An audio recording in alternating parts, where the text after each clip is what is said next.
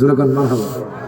আলহামদুলিল্লাহ, খুব ভালো বক্তা হযরত মাওলানা হাফেজ জুনায়েদ রাজা সাহেব খুব সুন্দর রচনা করেন।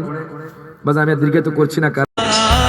इश्क के रंग में रंग जाए जब अवतार तो खुलते हैं, गुलामों पे वो असरार के रहते हैं, वो तौसीफ सनाए शाए अबरार में हर लहज़ों के हर बार, वरना वो सैयदी आलिम सफीहा वही उम्मी लक़बी हाशमी मुत्तनबी, वो अरबी वो क़ुरैशी वो मदनी और कहा हमसे गुनहगार।